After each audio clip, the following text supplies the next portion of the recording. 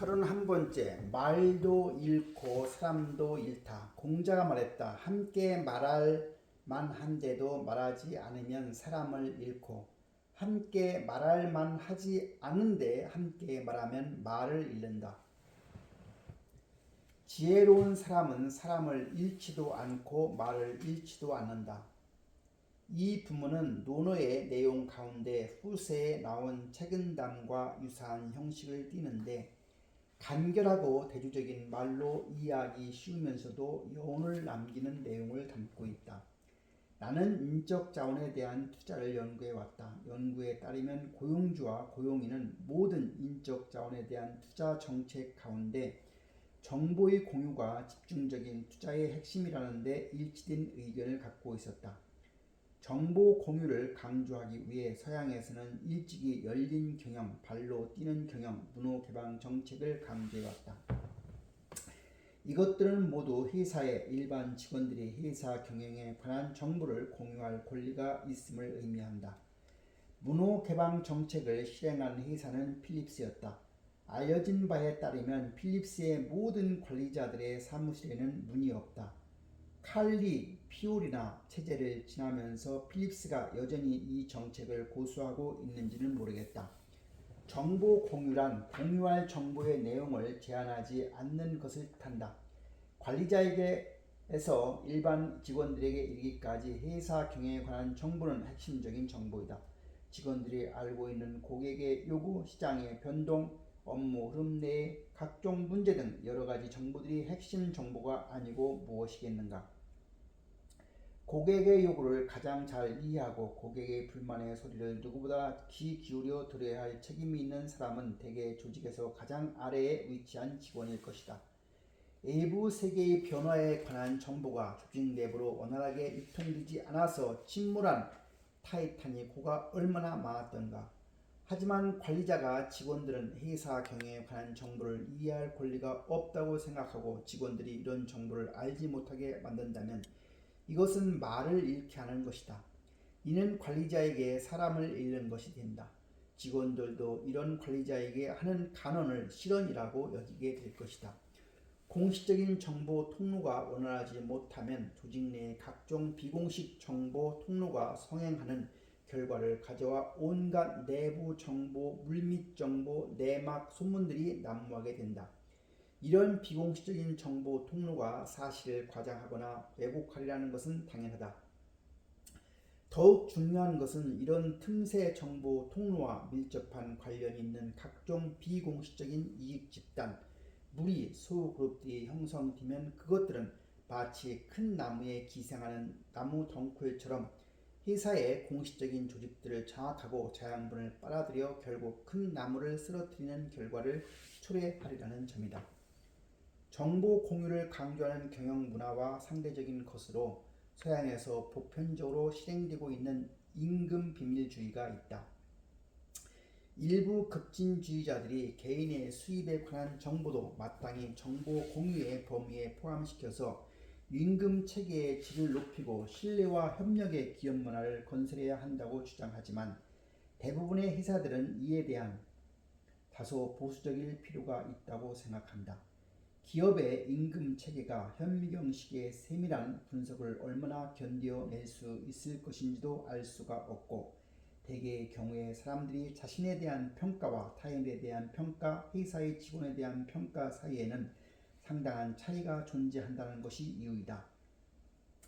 대부분의 기업들은 임금 정보를 공개하면 이런 인식 차이를 갖가지 골치 아픈 문제들이 발생하기 때문에 비밀로 하는 편이 낫다고 보고 이 비밀 정책을 철저하게 지키고 있다. 이에 따라서 서구 기업들은 개인의 수입을 사적인 정보 내지는 사적인 권리의 범주에 속하는 것으로 간주하고 있으며, 더 나아가 이는 고용주가 갖는 엄격한 비밀 유지 의무와 관계가 있다. 한편 공교롭게도 중국의 기업 문화는 이 부문에서 서구와 전혀 상반된다. 직원들은 회사의 전략, 발전 방향, 조직 구조의 조정, 주요 관리자의 해고 등에 대해 전혀 알지 못한다. 그러면서도 모든 동료들의 임금에 관해서 세부 항목까지 꿰뚫고 있다. 예를 들어 내가 한 국유 기업에 다닐 때 임금 지불을 맡고 있는 부수는 비밀 유지는 고사하고 매달 월급이 담긴 개인의 월급 봉투에 성명과 액수를 정확히 기재해서 각 직원들에게 나누어 주었다. 당시에는 관리자층의 대다수 월급 항목이 화폐 단위로 환산되어 있지는 않았다. 이 항목 속에는 분배된 주택, 자가용 유지비, 판공비, 외국 출장 시의 비용, 보너스 등이 포함되어 있었다. 커미션, 대행비, 사례비 등 드러나지 않은 수입은 더 말할 필요가 없었다. 이렇듯 사람들에게 보여줄 수 없기 때문에 비밀 유지가 필요한 경우와 관리의 목적상 비밀 유지가 필요한 경우는 전혀 다른 개념이다. 기업을 경영하는 한 친구는 중국인들은 아마 영원히 임금 비밀주의의 문화를 확립할 수 없을 것이라고 말했다. 레노보 그룹이 임금 비밀을 확고한 정책으로 삼아 이를 관철시키고 있는 것은 확실히 대단한 결정이다. 내가 기억해서 이 부문에 관한 연구를 하던 때였다. 레보노 그룹에서 우연히 학교 동창을 만나서 퇴근 후 함께 저녁을 먹기로 약속했다. 술이 몇 잔 돈 후에 내가 그의 연봉에 관해 물어보았다. 그는 웃으면서 절대로 말해줄 수 없다고 말했다. 내가 무안하기도 하고 한편으로 레노보 그룹의 관리가 훌륭하구나 하는 생각에 기쁘기도 했던 기억이 난다. 만약 임금 비밀을 관리자층이 자신들의 무능을 가리는 수단으로 삼는다면 자연히 혼란이 발생하게 될 것이다. 한 유명한 글로벌 은행의 인사부에서 근무하던 관리자가 내부 문제로 은행을 떠나게 되었는데 떠나기 전에 임금 자료를 공개했다.